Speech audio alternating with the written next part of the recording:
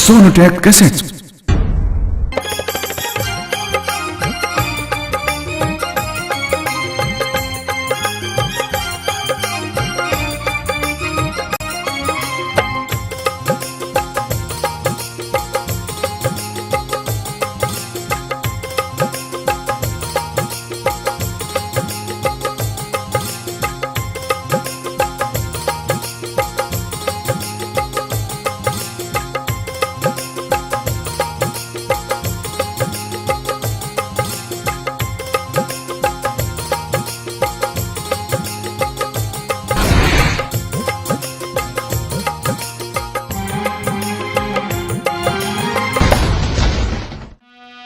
जय गणनायक गणपते, जय गणराज गणेश, जय त्रिशूलधर त्रिपुर हरि, त्रिगुणातीत महेश।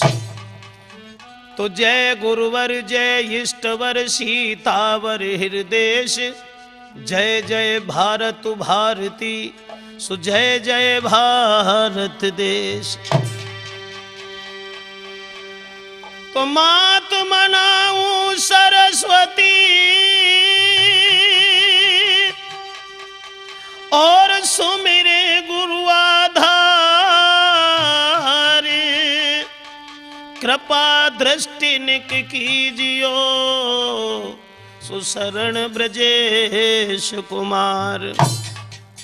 आदरणीय उपस्थित समस्त श्रोता बंधु, आज हम आप लोगों के समक्ष सोनोटेक कैसेट कंपनी की तरफ से ये कहानी जो लेके चल रहे हैं भक्त नरसी के बारे में, किस तरह से भगवान इनकी भक्ति से खुश होकर के रामा जैसी बहन का भात भरने के लिए गए और भक्त ने भगवान के ऊपर कितना बड़ा विश्वास किया।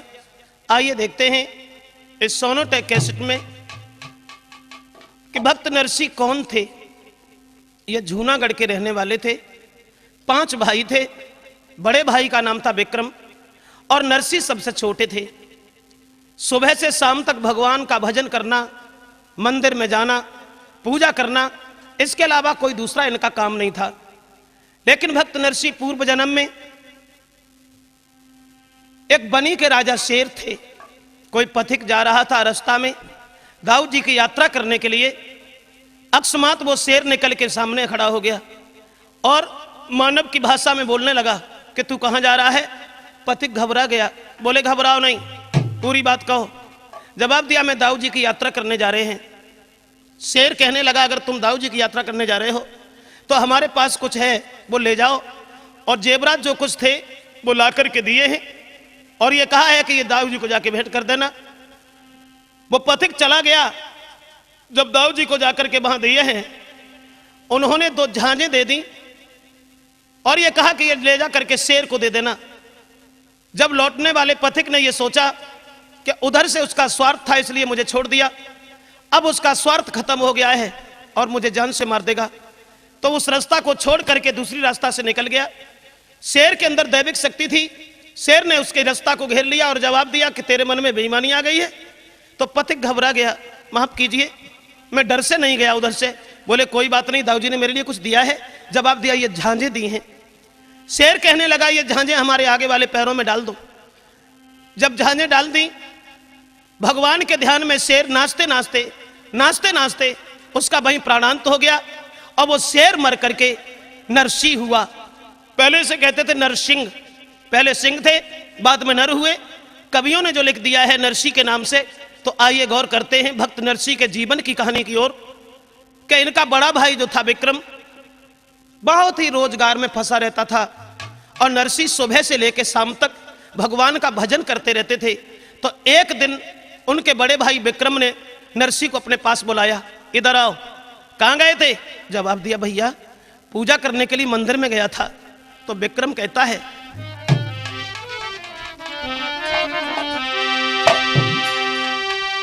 जब विक्रम बोला नरसी से अरे तू बैठा बैठा खाता है और हम तो यार रोजगार करे, तू धेला नहीं कमाता है।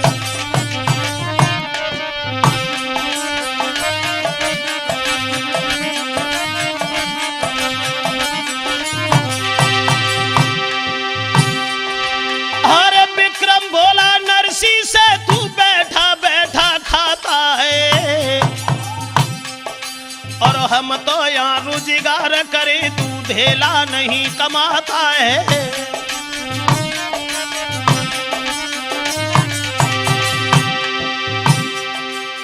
और बोला यहां से मंदिर में जाता है जाकर धोखा लगाता है। हम वैसे वंश में पैदा है, तू हमको खूब झिकाता है।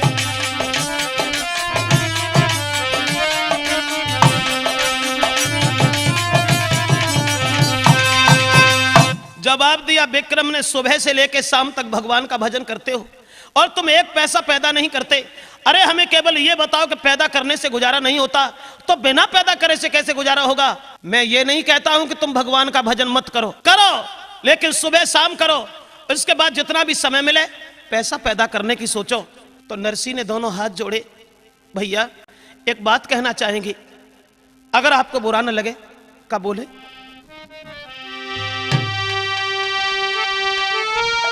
और पूर्व जन्म के भागों से और नरदेही प्राणी पाता है।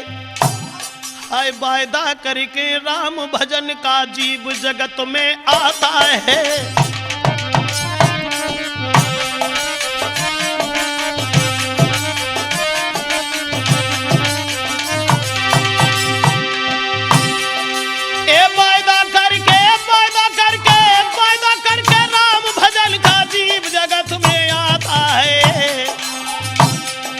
और वायदा करके राम भजन का जीव जगत में आता है।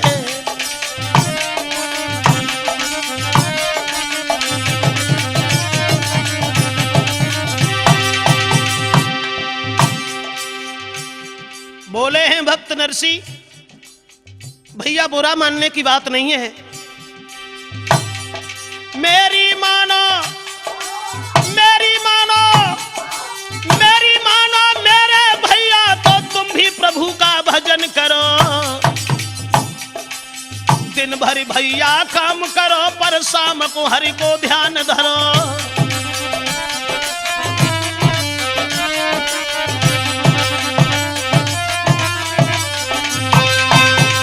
जवाब दिया नरसी ने, भैया मैं तो केवल इतना ही कहेंगे कि पूर्व जन्म के कुछ पुण्य उदय होते हैं जब मनुष्य का शरीर मिलता है। मानव का शरीर हर किसी को नहीं मिलता, इसलिए तुम मेरी बात मान लो और तुम भगवान का भजन तुम भी करो, सारे दिन मेहनत करो, काम करो, लेकिन जितना वक्त मिले उतना वक्त भगवान के चरणों में ध्यान अवश्य करना चाहिए प्राणी को। तो बोले कि तूने हीरा, अरे तूने हीरा हिराई दियो चपरे मेरे, तूने हीरा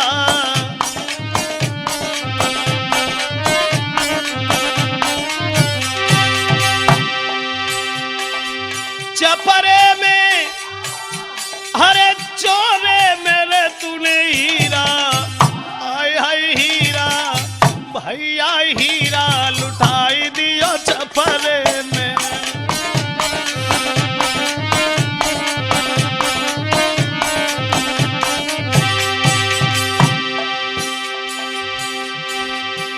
तीन पन होते हैं, समझा करके बोले हैं भक्त नरसी। कहते हैं देखो भैया, बालापन, वृद्धापन और जवानी। बालापन गुजर जाता है ना समझी में और वृद्धापन गुजरता है मजबूरी में। ये बीच वालापन जो होता है जवानी का, अरे बालापन हंस खेल के गमायो, जवानी में नारी सोने लगायो।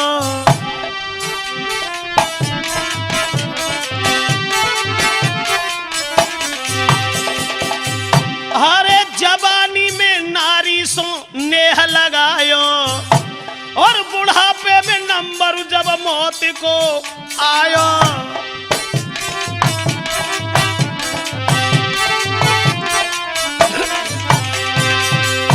तो भूख लगी कैसी अफरे मेरे तूने हीरा, आय हाय हीरा भैया हीरा लुटाई दियो चपरे मेरे तूने हीरा।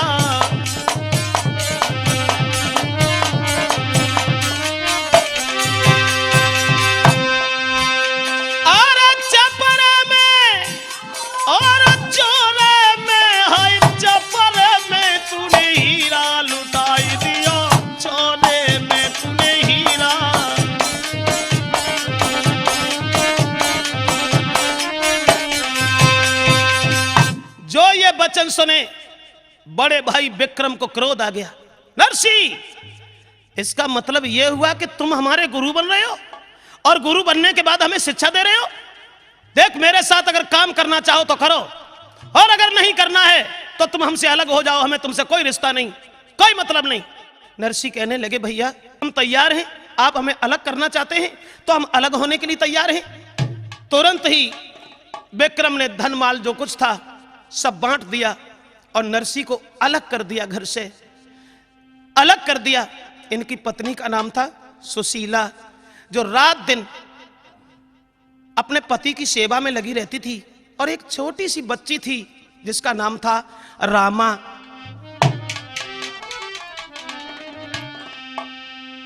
जब अलग कर दिया है भक्त नरसी को, तो उन्होंने ये सोचा है कि अभी दौलत भी खूब मिल गई, चलो बेटी की हम शादी कर दें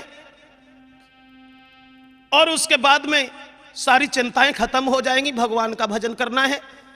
तो सिरसागढ़ के जो महान माने हुए सेठ थे, मनसा सेठ, और उनके पुत्र के लिए अपनी बेटी की शादी की है, और जो कुछ घर में दौलत थी अपनी बेटी को सब लौटा दी, पकड़ा दी, कहा ले जाओ बेटी, क्योंकि जो दौलत में चकनाचूर हैं वो भगवान से बहुत दूर हैं, क्योंकि वो अपनी आदत से मजबूर हैं। इसलिए गरीबी ही बहुत अच्छी है हमारे लिए। बेटी की शादी कर दी और शादी होने के बाद महात्मा हो गए, भगवान का भजन करते हैं। जो कुछ बाकी दौलत बची तो जितने भी इधर उधर से महात्मा आए धीरे धीरे सब चाट गए, घर में कुछ नहीं छोड़ा। गरीबी, इतनी गरीबी,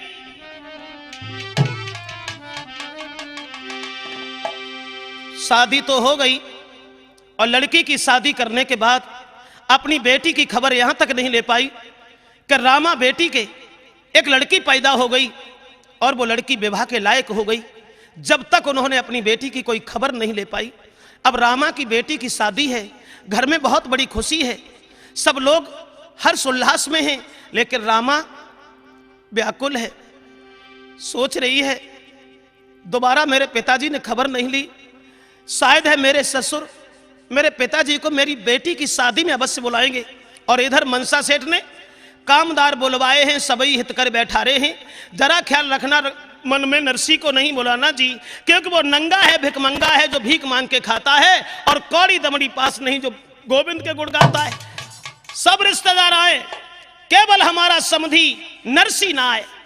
रामा को जब खबर मिली, पूरे दिन घर में डोलती रही, शाम को अपनी सास के पैर दबाती हुई रामा रोने लगी। तो सास पूछने लगी, क्या बात है बेटी, काहे को रोई? जवाब दिया, मैया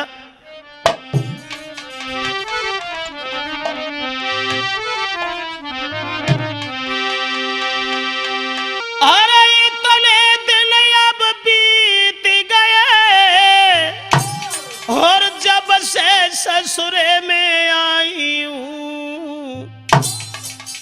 ना जाने कौन सी भूल बनी जो मेरे बबुला ने नाई बुलाई हूं।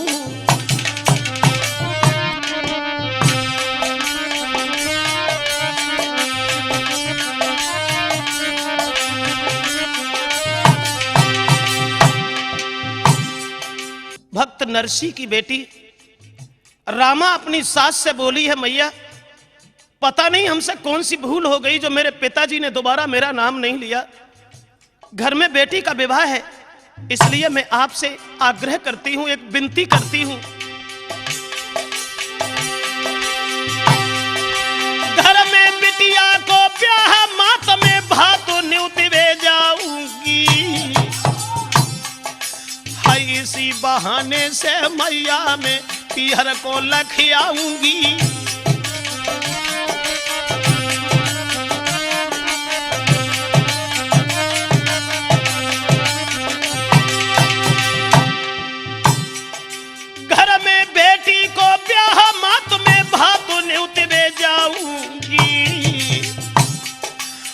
इसी बहाने से मैया में पीहर को लखियाऊंगी।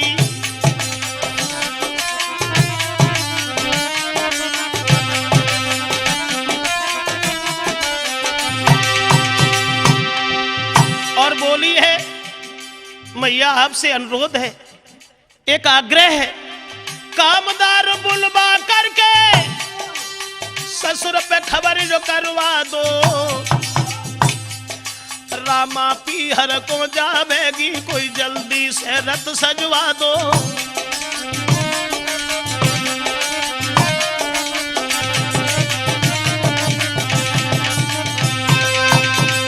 जवाब दिया है रामा ने, माँ पता नहीं कौन सी मुझसे भूल बन गई जो मेरे पिताजी ने मुझे नहीं बुलाया, इसलिए मेरी बेटी का विवाह है, भात न्योतने के लिए जाऊंगी और इसी बहाने से मैं अपनी माँ के दर्शन कर आऊंगी, इसलिए तुम हमारे ससुर से खबर भेजवा दो और हमें मेरे बाप के घर पहुंचा दीजिए और मैं बहुत जल्दी आ जाऊंगी। जो ये वचन सुने सास उठ करके बैठ गई। रामा तुम्हारी बुद्धि खराब हो गई क्या, पागल हो? अरे तुम्हारे बाप की औकात क्या है? औकात का मुझे पता है, तुम्हें नहीं मालूम? उसके पास खाने तक को दान नहीं है, नाज नहीं है, इसलिए तुम मेरी बात मान जाओ और तुम अपने बाप को बिल्कुल भूल जाओ। बोली है मैया, एक बात हम तुमसे कहना चाहेंगे। अरे जो ना गई मायके को के अपनी जान गमई,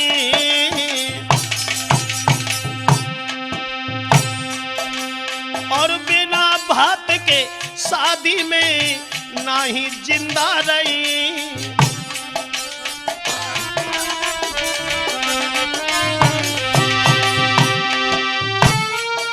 मेरी माँ तो पास धन बबुला के हो तो,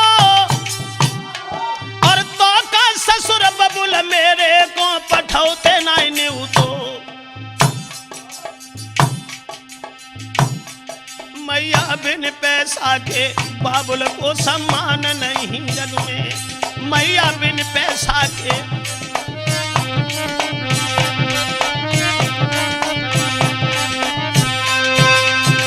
जवाब दिया है, माँ मैं जानती हूं अच्छे तरीका से अगर हमारे पिताजी के पास दौलत होती, मेरे पिताजी के पास धन होता तो हमारे ससुर क्या हमारे पिताजी को बुलाते नहीं? बात एक और है मैया, अरे चाहे लाख भरे होए मैया मोती,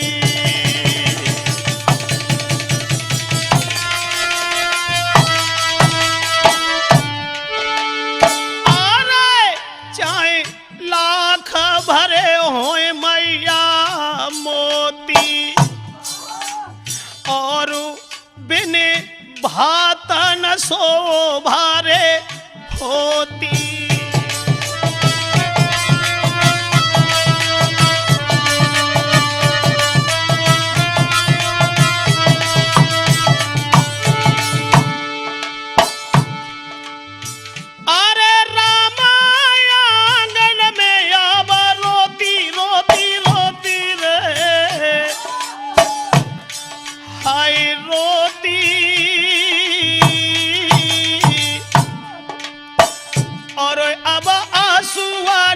सेरे मुख धोती।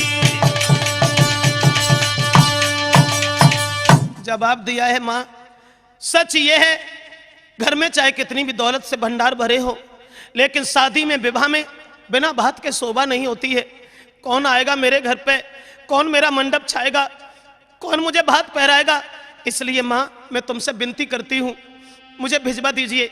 जो ये वचन सुने सास झुंझला करके कहने लगी, शांत हो जाओ, मैं जानती हूं तुम्हारे बाप की बुनियाद क्या है। घर में भोजन नहीं होता, 6-6 दिन हो जाते हैं, तेरे बाप के पास क्या रखा है जो ले आएगा? और खैर तू ज्यादा परेशान है तो मैं जा रही हूं और अपने पति से जाके कहूंगी, कुछ नहीं हुआ तो उसे एक खत भिजवा दूंगी, तो उस चिट्ठी के आधार पे वो भात लेके आ जाएगा। देखिए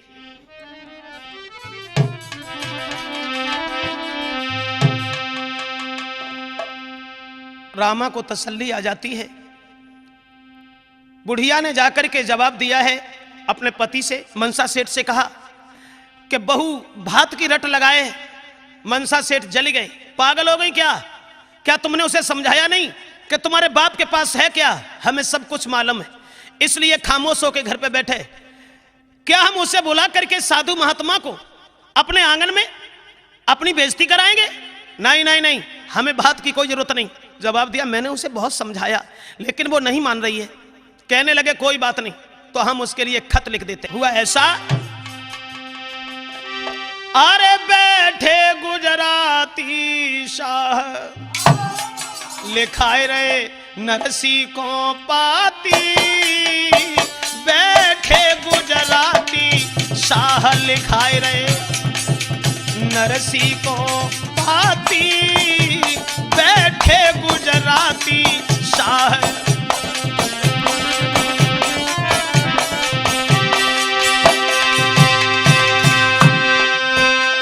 अरे नरसी को पाती, भक्त नरसी को पाती रे लिखाए रहे नरसी को पाती, बैठे गुजराती शाह।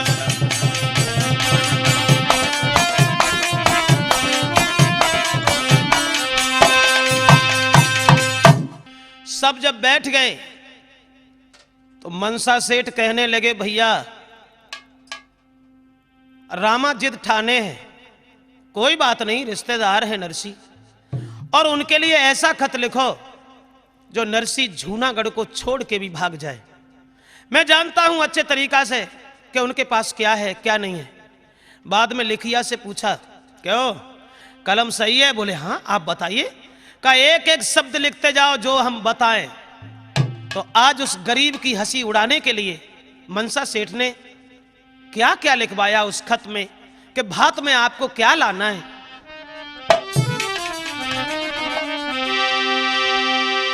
और लिख दई रकम यतोले बाके रम झोल जड़े मालइयो, और रामा को बिछुआ 60 रे भार के तुम बनवइयो।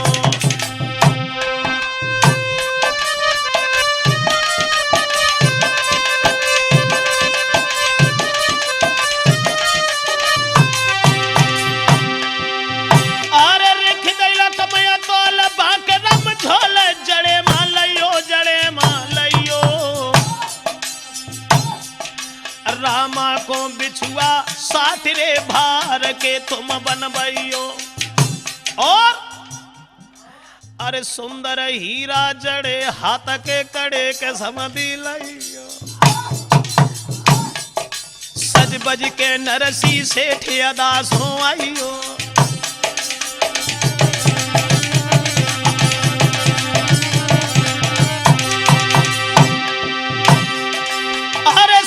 हीरा जड़े हाथ के कड़े के समधी लइयो, समधी लइयो, सज बज के नरसी सेठ अदास हो आइयो, अदास हो आइयो।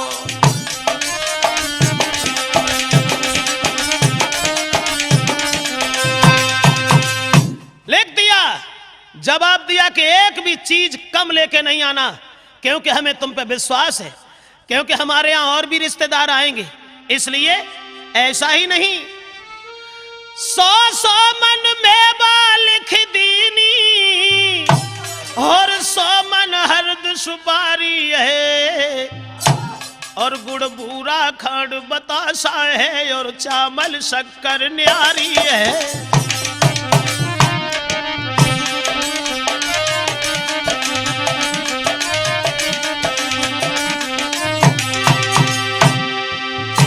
देखिए, आज भक्त नरसी की हंसी कराने के लिए मनसा सेठ क्या क्या लिखवा रहे हैं। और लिखा, अरे 100 मन से चीज अरे मत कमती द्वारे पहलइयो, और अंगूरन की भरी भई के टोकरी घर पहलइयो।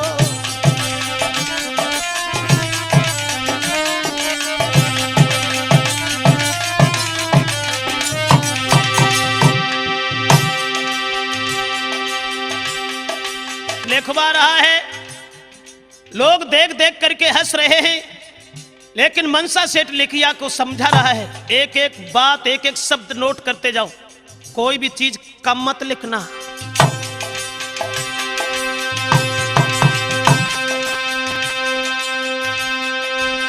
समन में लिख दीनी, और संग में सुंदर धनिया है,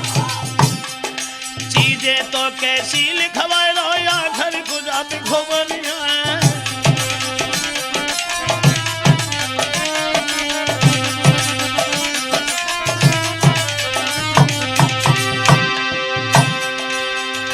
और सोमन मिर्चे लिख दीनी और सोमन लिख दे धनिया है, और सबरी चीजें ला करके मत जाइयो भूल न दुनिया है।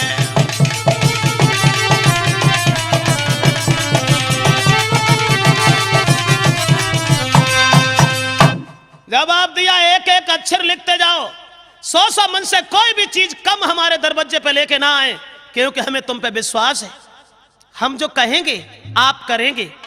और जवाब दिया लिखिया से, कहो अभी जगह खाली पड़ी है ना? बोले हाँ। जवाब दिया तो और लिखो ना। अरे समधी साहब हो जो पूरे, हाथी दांत के लियो चूरे।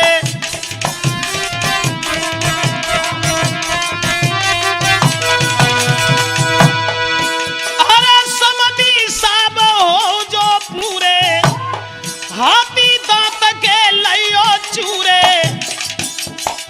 और चीज सब भारी भारी, गिन गिन लिख लो खुदाई सवारी।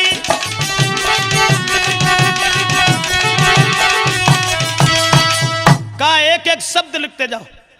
अगर हमारे दरवाजे पे आए तो कोई भी चीज कम लेके ना आए। इधर चिट्ठी लिखी जा रही है, सुनने वाले लोग देख देख करके हंस रहे हैं, और तब तक अकस्मात रामा की सास आ गई। मनसा सेठ कहने लगे, बोलो क्या तुम्हें भी कुछ लिखाना है? जब ये कहा कि तुम्हें भी कुछ लिखाना है तो कहने लगी, हाँ हाँ बिल्कुल बिल्कुल, हम क्यों नहीं लिखाएंगे। तो डुकरा को फेल कर दो, खुद लिखवाने लगी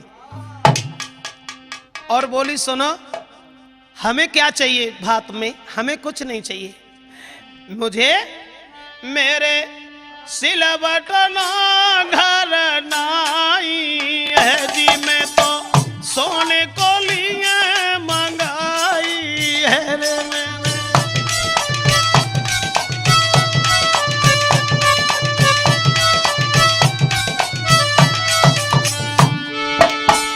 मेरे सिलवटना घर नाई है रे, मैं तो सोने को लिए मंगाई है।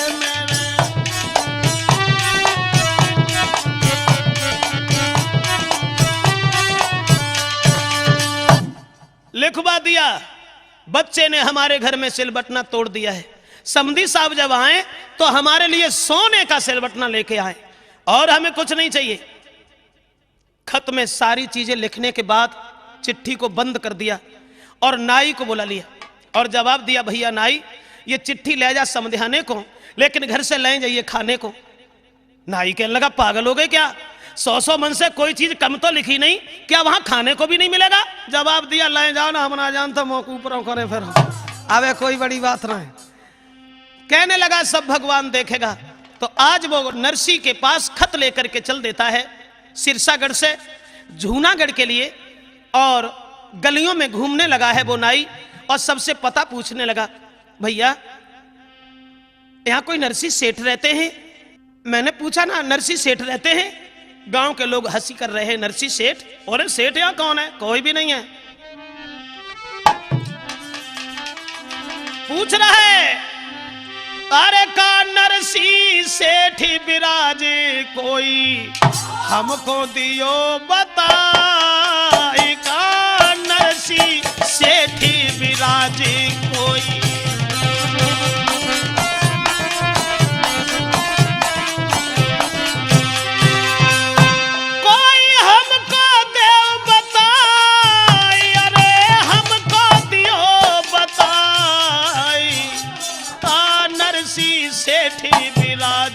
कोई हमको देव न बता।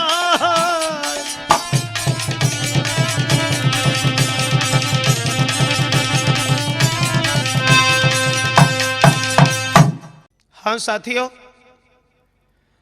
भक्त नरसी का पता लगाने वाला नाई गलियों में ठोकरें खा रहा है। नाई सबसे पूछत डोले, बाणी मीठी मधुरी बोले, लेकिन नरसी का कोई पता बताने के लिए तैयार नहीं है।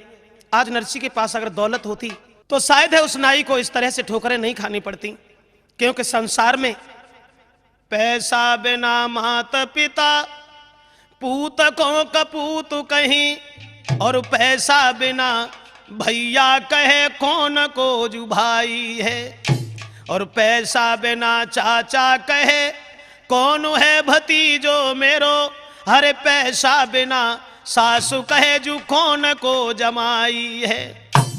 पैसा बिन भर पेट रोटी तक मिलत नाई, और पैसा बिन ठोकर दे जाती लुगाई है, और पैसा बिन सभा में बैठी इज्जत तक होती नाई, और पैसा एक चीज ऐसी दुनिया में बनाई है। भक्त नरसी का पता कोई बताने के लिए तैयार नहीं। देख लिया भगवान ने कि हमारे भक्त का नाई भूखा प्यासा गलियों में ठोकरें खा रहा है, तो उसी गली में आ गए। नाई का रूप धारण करने के बाद जिस गली में वो नाई भटक रहा है, और भगवान ने पूछा, भैया कौन है आप? जवाब दिया, हम सिरसागढ़ से आए हैं, लेकिन नरसी का मुझे कोई पता नहीं बता रहा। क्या आप जानते हैं नरसी कहाँ रहते हैं? भगवान कहने लगे, हाँ भैया हम जानते हैं कि नरसी कहाँ रहते हैं, तुम मेरे साथ चलो और हम तुम्हें बताएंगे कि भक्त नरसी कहाँ है। भगवान भक्त के नाई को लेके चला, दूर से इशारा कर दिया, भैया नरसी सेठ नहीं है, नरसी महात्मा है। देखो वो दूर से जो आसन लगाए हुए भगवान के भजन में लीन है, यही है भक्त नरसी। तो क्या थी दशा नरसी की, क्या थी पोजीशन? और फूटी सी बाखर नरसी की, और तापे छाने परी टूटी, बैठे ते महात्मा ध्यान धरे, कछु साधु घोटी रहे बूटी।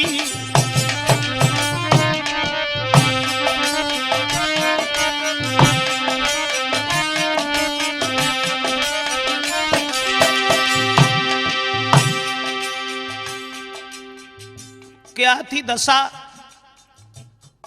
भक्त की दूर से देखा, फूटी सी बाखर नरसी की, और तापे छान परी टूटी, बैठे ते महात्मा ध्यान धरे, कछु साधु घोट रहे बूटी।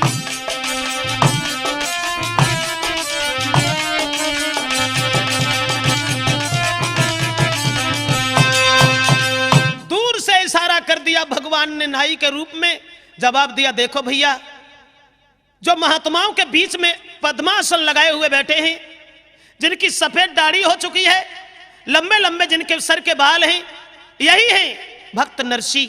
नरसी सेठ नहीं है। अब मैं जाऊं? कहा हाँ भैया तुम्हारा बड़ा एहसान रहा, आप जाओ। भगवान तो चले गए, नाई आगे बढ़ा, और उसके बाद जब नरसी के पास पहुंच जाता है, अरे पाती चरण में जाने डारी,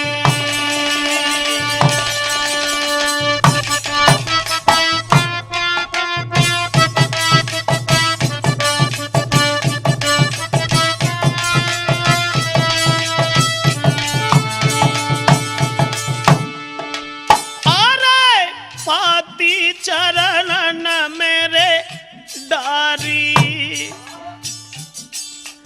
और मुख राधा कृष्ण उचारी।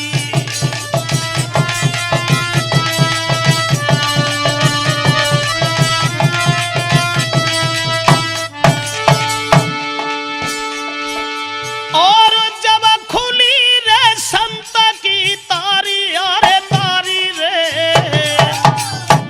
हाय तारी, और जले नाई को लखो है यागारी।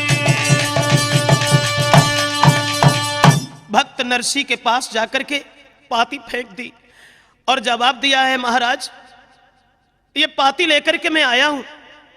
भक्त नरसी ने आंखें खोली, अपना फटा सा आसन उठाया, उस नाई को पकड़ा दिया, भैया आप बैठ जाओ। कहां से आए हो? जवाब दिया, मैं सिरसागढ़ से आया हूं, जहां तुम्हारी बेटी रामा की ससुराल है, और वहां से तुम्हारे समधी मनसा सेठ ने मुझे भेजा है, इसलिए एक खत लेके आया हूं। भक्त नरसी ने वो खत, चिट्ठी जो थी, जब खोल करके पढ़ी है, लंबी सी वो पाती, अरे खोले पढ़ी नरसी ने जब पाती,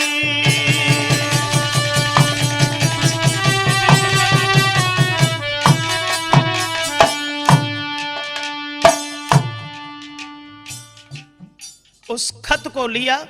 भक्त नरसी ने जब पढ़ा तो उनके आंखों से आंसू निकले आए। बेटी रामा, तुझे कहां मालूम है कि तेरे बाप को 6-6 दिन हो जाते हैं, भोजन नहीं मिलता। आरे खोली पढ़ी रे नरसी ने जब पाती, और जाकी लागी रे धधकने छाती।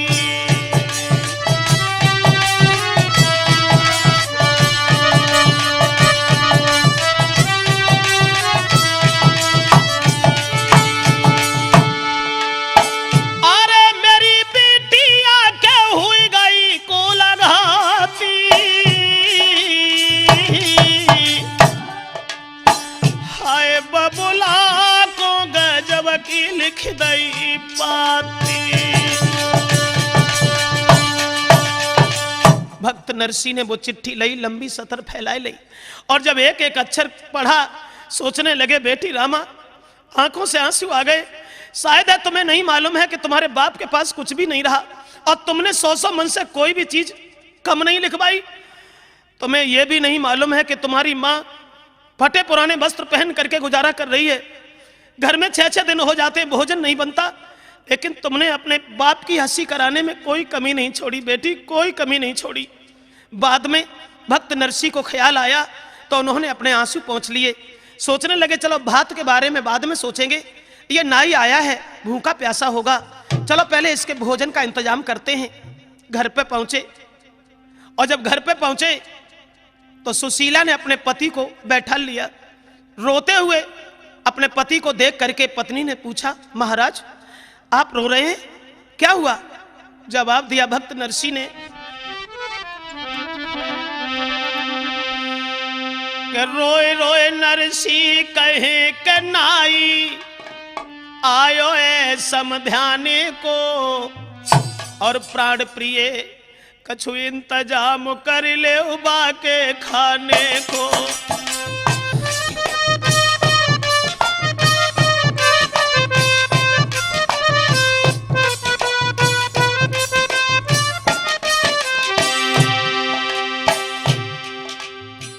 भक्त नरसी अपनी पत्नी से बोले हैं, बेटिया रामा के यहां से खत आया है, नाई लेके आया है।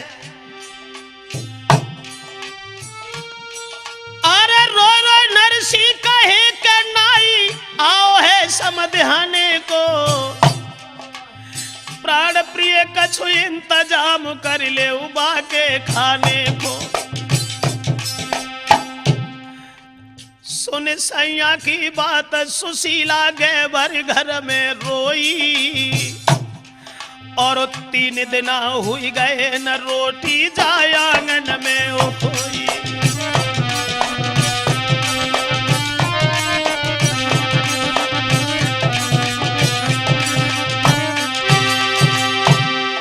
अरे कौन सी बन गई भूल पियाजो, हर बन गए निरमोई, और जो कुछ आप बतावे नाई को हम सोई, जो कुछ आप बतावे।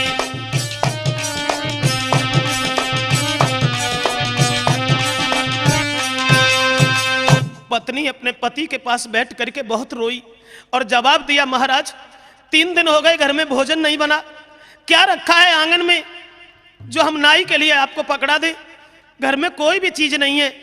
भक्त नरसी कहने लगे, देखो गांव में बदनामी हो रही है, वो तो हो ही रही है, और समध्याने में अगर नाई भूखा चला गया तो मैं वहां मुंह दिखाने के लायक नहीं रहेंगे, इसलिए ऐसा करो, चलो छोड़ो, घर पे अगर कुछ नहीं है तो कहीं पड़ोस से कुछ मांग ले आओ और उस नाई को अवश्य भोजन कराओ। देखिए गरीबी, आज वो पत्नी आज्ञा को मान करके नाई के लिए कुछ मांगने के लिए चली है, जा रही है। पति आज्ञा पे लाचार भई, हरे मांगन को दुखिया चल दीनी। और काऊ ने न अन्न उधार दो, जब नाही सबने कर दीनी।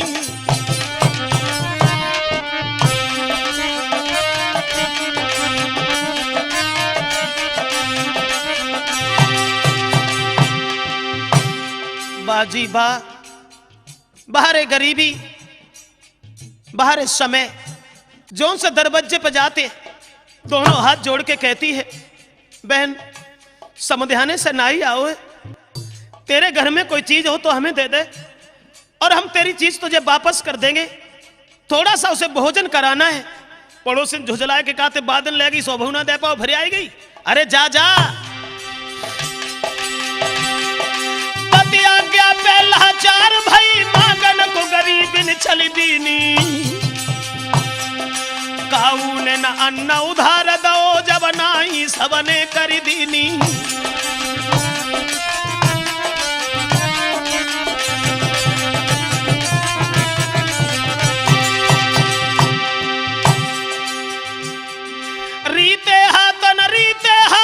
रीते हाथन घर को लौटी, सब उड़ रहे हो सब बिचारी के। बिगड़ी में न कोई काम दे, तो सब कर तब है लाचारी के।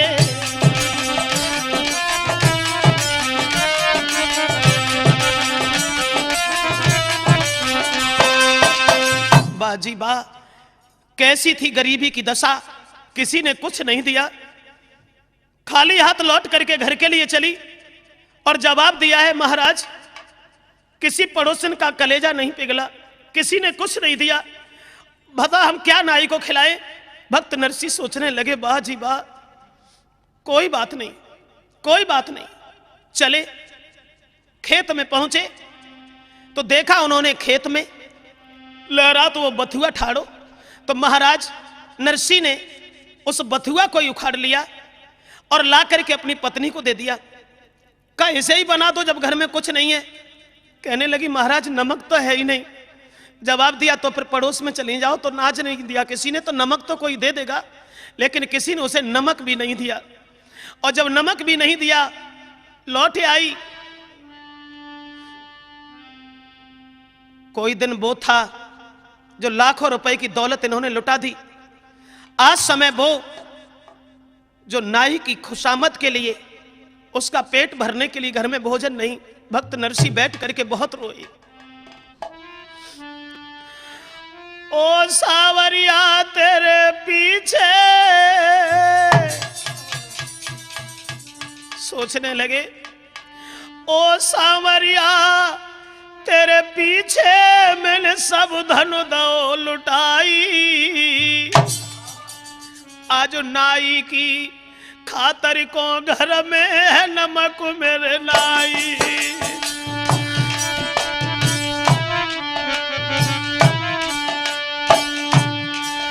अरे किस्मत फूटी दुनिया छूटी, टूटे सभी सहारे। किन से मन की कहीं लगत है, रूठे बंसी वारे।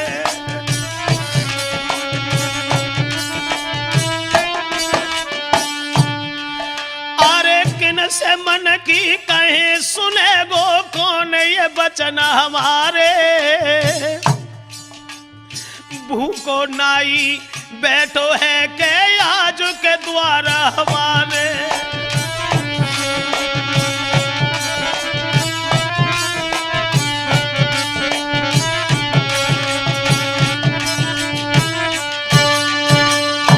भक्त नरसी के छरछर आंसू बह आए, जो गालों पे लकीर बनाते हुए जमीन में समा गए।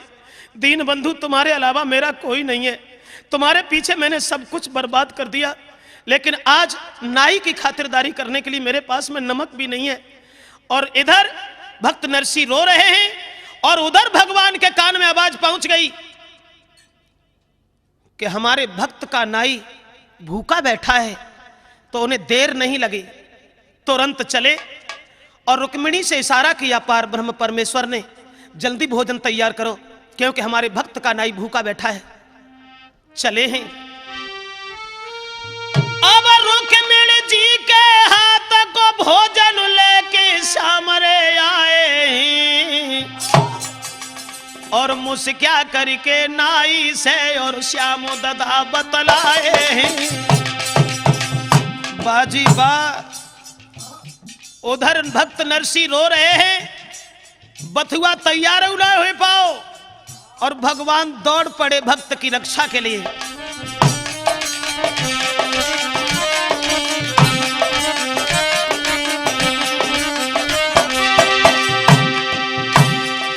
ए रुक्मिणी जी के हाथ को भोजन लेके सामने आए और मुस्क्या करके नाई से तब श्याम ददा बतलाए।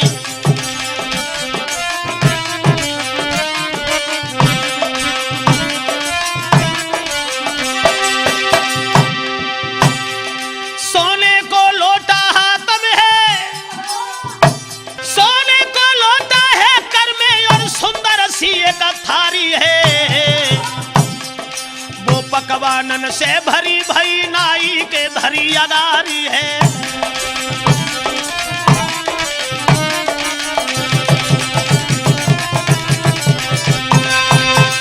जरा भी देर नहीं लगी, जो भक्त की पुकार सुनी है भगवान ने, भोजन लेकर के सोने के बर्तन और वो भोजन लेकर के चले नाई के पास में। नरसी का रूप धारण करने के बाद तो भगवान तो टकटकी लगाए रहे, तब तक नाई ने भोजन कर लिया और थाली और लोटा जो सोने के थे वो साफ किए और भगवान को पकड़ाए। कहा महाराज लीजिए।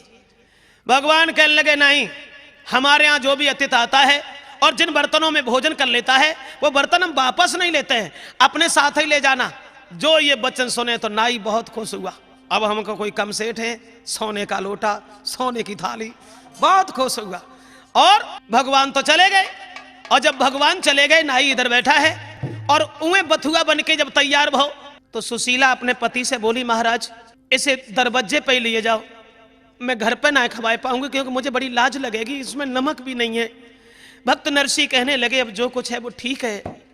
चले, वो बथुआ लेकर के नाई के पास पहुंचे, दोनों हाथ जोड़े, भैया नाई जैसो कुछ रूह को सूखो हुए तैसो खाए लिए भैया, समध्याने में जाकर के मत कहना मेरी बड़ी बदनामी होगी। और बोले अरे ले नाई भोजन खाए ले,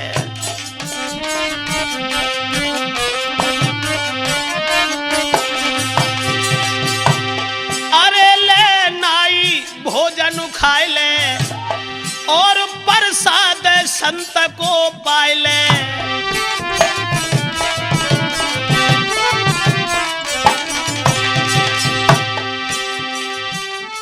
अरे कचुहर से ध्यान लगाए ले भैया, कछु दिन रह के सहताए ले।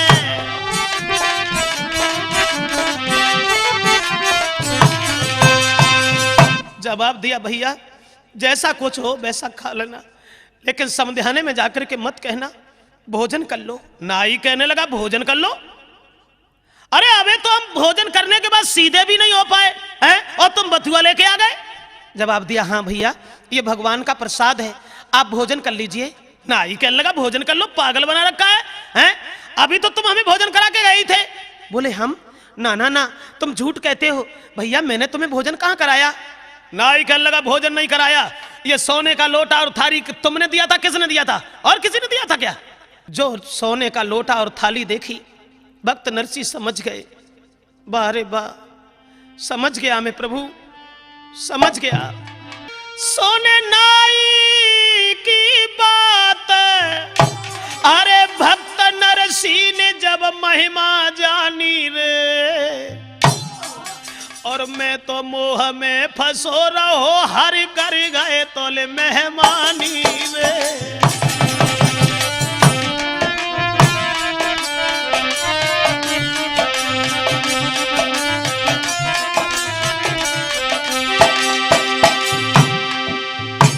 सोचने लगे भक्त नरसी, समझ गया श्याम, मैं समझ गया।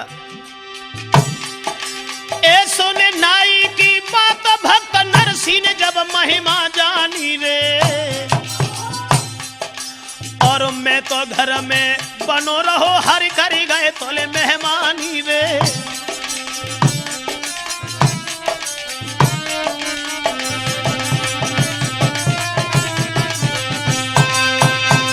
समझ गए भक्त नरसी, सोचने लगे वाह जी वाह प्रभु, मैं समझ गया तुम्हारी लीला, समझ गया मैं तुम्हारी माया। आंसू निकले आए आंखों में। नाई कहने लगा बाबा जी अब मैं जाना चाहता हूं, भात के बारे में मनसा सेठ से क्या कह दूं? भक्त नरसी कहने लगे भैया कह देना, आएंगे और जो कुछ बनेगा वो भात लेके आएंगे, और कुछ नहीं बना तो मन मार के हम घर में ही रह जाएंगे। जाओ समधी साहब से राधा कृष्ण कहना और कह देना कि जैसा कुछ होगा हम अवश्य आएंगे। नाई चला गया, और जब नाई चला गया मनसा सेठ ने जो देखा, आ गए, कुछ मिला खाने के लिए कि वैसे ही लौटे आए? तो नाई कहने लगा भैया एक बात कहूं? बोलो। अरे ऐसो भोजन भाई मैंने कबहू न तेरे पाओ रे, और जैसो भोजन बाबा जी ने घर में मोय करवाओ रे।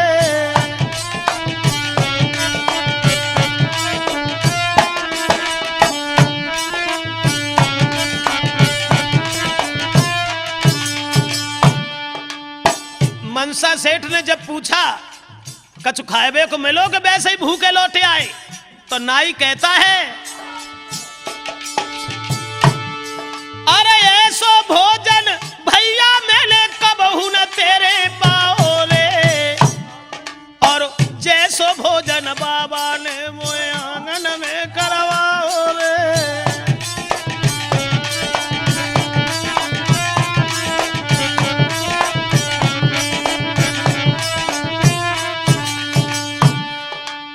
मनसा बोलो दान दक्षिणा में तो कहा गहा रे, अब थाली और लोटा लेके नाई ने तुरंत दिखाओ रे।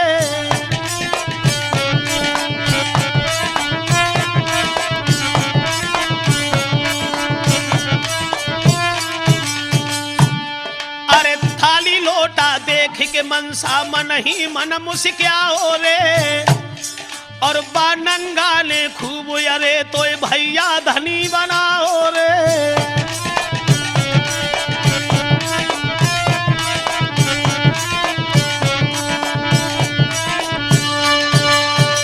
जवाब दिया कुछ मिला है वहां?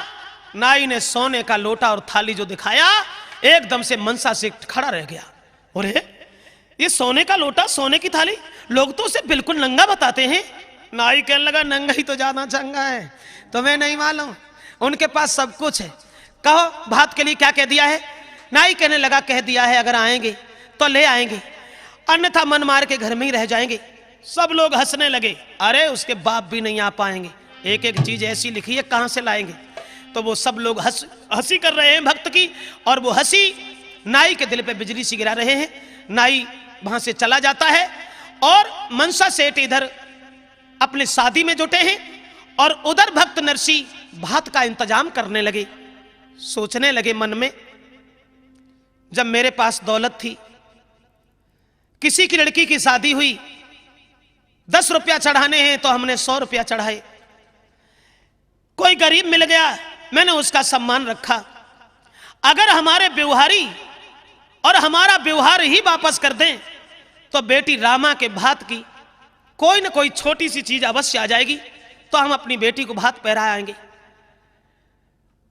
नाई को बुलाया और जवाब दिया भैया नाई चले जाओ और पूरे गांव में यह कह के आओ कि नरसी ने आज तक जो कुछ व्यवहार चुकाया है वो हमारा व्यवहार वापस कर दे, क्योंकि हमारे पास कोई चीज है नहीं और हम अपनी बेटी का भात भरने के लिए जा रहे हैं।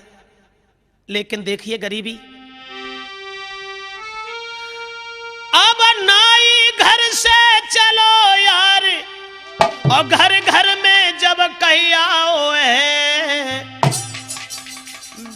व्यवहारी सब बेईमान बने, नए द्वार पे कोई आओ है।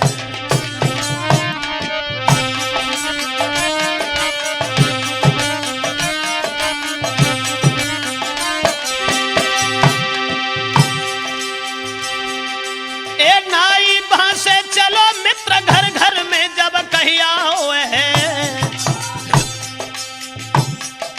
व्यवहारी सब बेईमान बने, नए द्वारे कोई आओ है।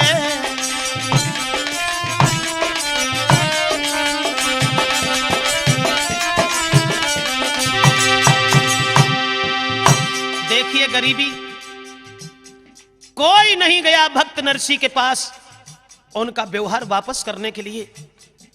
सोचने लगे अब क्या होगा, अब क्या होगा, मेरे पास कुछ है ही नहीं। दशा देख के नरसी को जब ध्यान हरि को आओ है,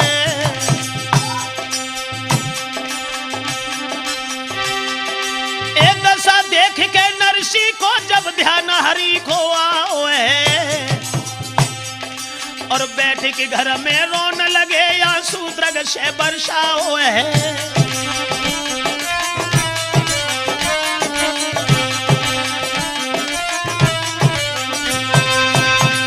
भक्त नरसी के पास कोई भी नहीं गया, व्यवहारी सब बेईमान बन गए, कोई उनका व्यवहार वापस करने के लिए नहीं गया। भक्त नरसी मन में सोचने लगे अब क्या होगा, मैं अपनी बेटी रामा का भात कैसे ले जाएंगे, मैं अपनी बेटी को क्या देंगे जाकर के।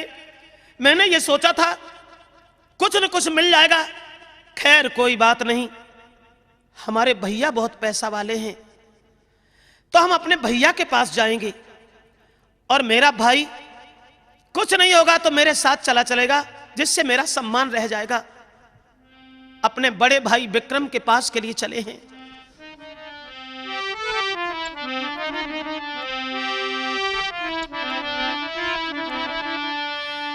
लड़खड़ा तू सोए चले डगर में, आई किस्मत खेल दिखाए, बड़े भैया विक्रम के जब पास में नरसी आए।